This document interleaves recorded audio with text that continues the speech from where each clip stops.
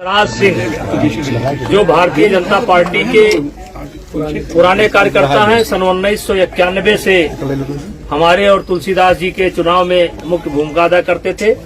उन्हीं के तीसरे नंबर के बेटे हैं विवेक कुमार सिंह और अजय सिंह जो प्रतिनिधि के रूप में पीआरओ के रूप में प्रतीक के साथ हैं। कुल मिलाकर के भारतीय जनता पार्टी का एक परिवार है और आज यहाँ मोंटी कार्लो शोरूम का उद्घाटन आज हम करने के लिए आए हैं और बहुत बड़ी संख्या में भारतीय जनता पार्टी के और अन्य समाज के कार्यकर्ता यहाँ पर मौजूद हैं। बाकी आप सांसद जी, जिस तरीके से अखिलेश यादव कह रहे हैं कि अब जातिगत जनगणना जरूरी है और ऐसे में जातियों के हिसाब से उनको हक मिलना चाहिए, क्या कहेंगे इसको?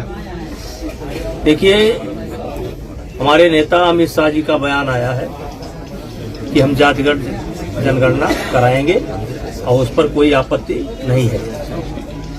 सांसद जी, जैसे कि चुनाव नजदीक आ रहा है 2024 का, और ऐसे में विपक्ष के जो पार्टी वाले हैं, समाजवादी पार्टी के कई सारे कैंडिडेट कह रहे हैं कि हम आपके सामने चुनाव लड़ेंगे। कैसा होने वाला है, क्योंकि पूर्व मंत्री पंडित सिंह के भी परिवार वाले भी अपना ताल ठोक रहे हैं। देखिए, लोकसभा का चुनाव कोई न कोई तो लड़ेगा, ऐसा तो है नहीं कि निर्विरोध हो जाए। पिछली बार भी हमारे देवी पाटन मंडल से कोई नहीं मिला था तो कोई साहब जी आकर के आजमगढ़ से लड़े थे और कोई भी हो उसको लड़ने का हक है। लड़ें, अपने आप को आजमावें। जैसे कि आपके छत्तीसगढ़ में जैसे चुनाव का माहौल चल रहा है, छत्तीसगढ़ में चुनाव भी होने वाला है, तो एक ऑनलाइन सट्टेबाजी ऐप है महादेव ऐप। ईडी ने ऐसा दावा किया है कि कांग्रेस सरकार ने, छत्तीसगढ़ की कांग्रेस सरकार ने लगभग 508 करोड़ का घोटाला किया। हालांकि उस पर प्रधानमंत्री नरेंद्र मोदी ने भी कहा कि अब तो ये लोग महादेव को भी नहीं छोड़ रहे हैं। नहीं, मैंने वो बयान सुना है और ईडी ने एक घोटाला निकाला है, लेकिन इस समय बड़ी आसानी से ये लोग कह देते हैं कि ये चुनाव का समय है जी। तो क्या चुनाव के समय ईडी को अपना काम बंद कर देना चाहिए, पुलिस को अपना काम बंद कर देना चाहिए, सीबीआई को अपना काम बंद कर देना चाहिए, न्यायपालिका को ठप कर देना चाहिए? और हमको लगता है कि ये लोग फंस चुके हैं। 508 करोड़ का घोटाला महादेव ऐप के नाम पर, महादेव का वो भी उन्हीं के किसी आदमी ने बयान दिया है जी। किसी के पास कुछ पैसा बरामद हुआ है, उसने बयान दिया, उन्हीं के आदमी ने बयान दिया है कि ये पैसा मैंने जो है मुख्यमंत्री जी को पहुंचाया। सांसद जी, आपकी राजनीति में अच्छी पकड़ रही है, आप कई बार सांसद रहे। कमजोर हो गए क्या? आपने कहा पकड़ रही है, अब कमजोर हो गए क्या? आपकी पकड़ काफी अच्छी है, आपके तमाम वीडियो वायरल होते हैं कि दबदबा तो है। ऐसे में हम ये जानना चाहेंगे कि इस बार अगर आप चुनाव जीत के आते हैं तो कैबिनेट में भी आपका दबदबा होने वाला, मंत्री पद मिल रहा है। देखिए, चाह नहीं मैं सुरबाला के गहनों में घुसा गया। मैं अपने देवी पाटन मंडल की सेवा करता रहूं, जो कुछ भी संभव है। मेरा नारा है स्वस्थ देवी पाटन मंडल, साक्षर देवी पाटन मंडल, हरा भरा देवी पाटन मंडल। इस कार्यक्रम से पूर्णतया संतुष्ट हो, मुझे कोई चाह नहीं है। सांसद जी, पिछली बार एक सवाल हमने किया था जब आपका इंटरव्यू किया था, तो आपसे मैंने एक सवाल पूछा था कि कैसरगंज नहीं तो कहाँ? देखिए, बार बार मेरा प्रिय क्षेत्र कैसरगंज है और मुझे पूरी उम्मीद है कि पार्टी मुझको कैसरगंज से ही लड़ाएगी। सांसद जी, प्रशंसक आपके बढ़ रहे हैं हरियाणा में, हरियाणा में प्रशंसक आपके बढ़ रहे हैं। देखिए, प्रशंसक तो हमको लगता है पूरे देश में है, लगता है पूरे देश में। सांसद जी, इंडिया गठबंधन में जिस तरीके से दरार पड़ी है, 65 सीटों पे अखिलेश यादव लड़ने का दावा कर, कैसे देख रहे हैं? मैं पहले दिन से अपने बात पर कायम हूँ, आज भी उस बात पर कायम हूँ कि मुझे ये गठबंधन बनता हुआ नहीं दिखाई पड़ रहा है। सांसद जी, बाबा रामदेव ने एक साथ 14 प्रोडक्ट लॉन्च किए हैं, जिसमें बताया जा रहा है मिनरल है, सप्लीमेंट है, बिस्किट है। आप किस नजरिए से देखते हैं? इसको जनता को देखना चाहिए, हम तो समय समय पर बोलते ही रहते हैं। तो सांसद जी, ऐसा क्यों होता है कि जब बार बार आप किसी बड़े सवाल, जनता के लिए आप बड़े सवाल उठाते हैं, चाहे बाबा रामदेव के प्रोडक्ट हों या बाढ़ में अपने इस सरकार की व्यवस्थाओं पर हो, तो आपकी मुश्किलें बढ़ जाती हैं? इस बार आपने बैंकों की मनमानी पर भी सवाल उठाया है, ऐसा क्यों होता है? क्या गलत है? ये सवाल क्या बैंक के आप बैंक का मेरा सवाल कितना सही है, कितना गलत है जो पोस्ट डाल रहे हैं पूरे प्रदेश के लोग, पूरे देश के लोग, और वो किस तरीके से पोस्टमार्टम करके कहां कहां किस किस स्तर पर क्या क्या देना पड़ता है। और पूरे जो पोस्ट आ रहे हैं वो सब मेरे रिश्तेदार नहीं हैं, लेकिन एक भी पोस्ट अभी तक उसके खिलाफ नहीं गई है। और देखिए, मेरा काम है सत्य बात को उठाना।